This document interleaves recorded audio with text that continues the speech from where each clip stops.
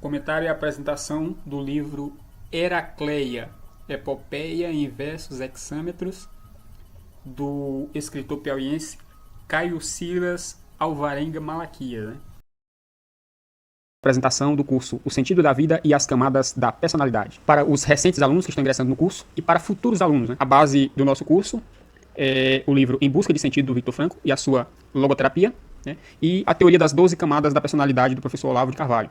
E é o primeiro módulo do nosso curso acerca da psicologia do Victor Frankl, que está na Hotmart, o link está aqui na descrição. A tese do otimismo trágico. O segundo módulo do nosso curso, a gente vai tratar do sentido da vida e as camadas da personalidade. No módulo 3 do nosso curso, a gente entra no testemunho do Victor Frankl de como era a vida nos campos de concentração, pela perspectiva de um psicólogo. No módulo 4, os conceitos fundamentais da logoterapia, e a gente começa esse módulo justamente fazendo uma introdução e uma relação entre a logoterapia e a psicologia aristotélico-tomista, que é da alma intelectiva, cujas duas operações principais são a inteligência e a vontade. O quinto módulo é as 4 castas psicológicas, a vocação e o sentido da vida.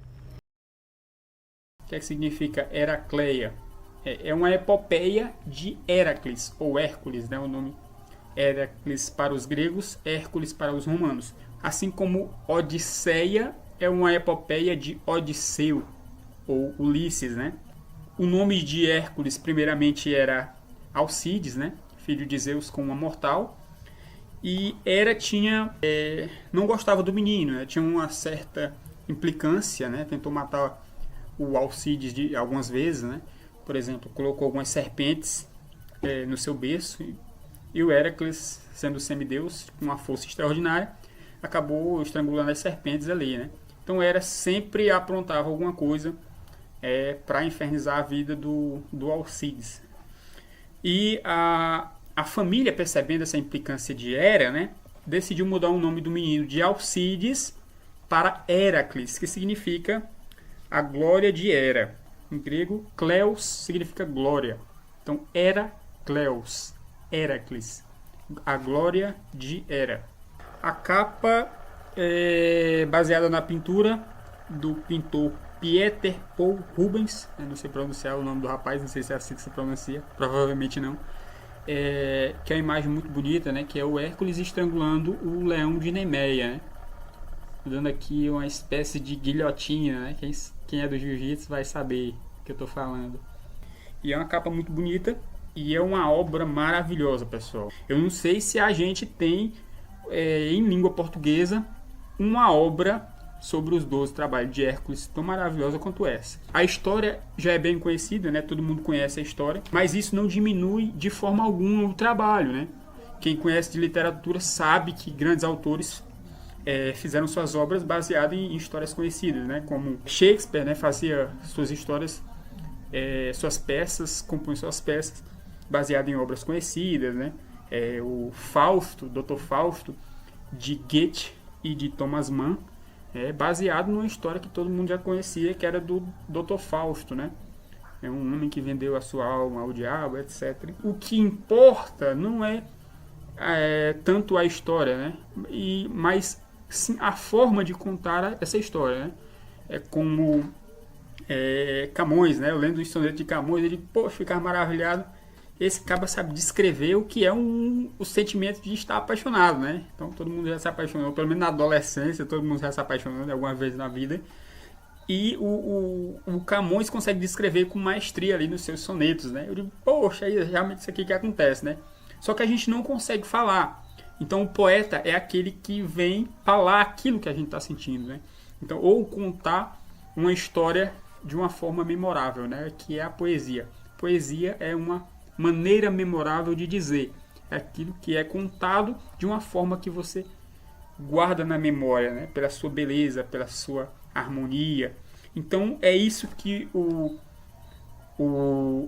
Caio Silas faz aqui, em versos hexâmetros, pessoal.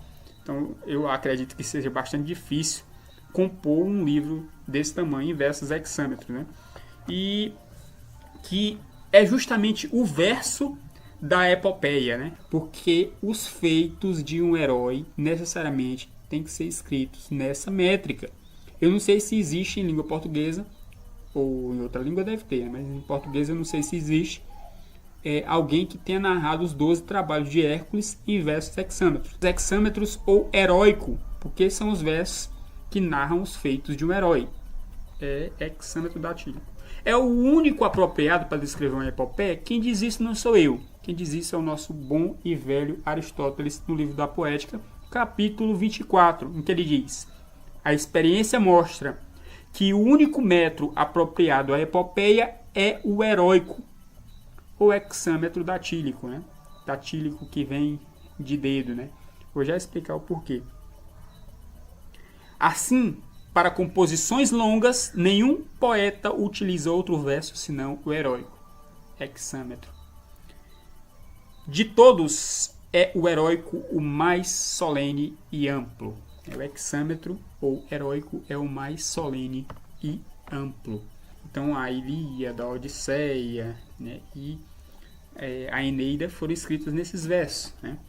E na língua grega, né, e na língua latina, né, que é um pouco diferente da nossa língua portuguesa, existem sílabas longas e sílabas breves, né?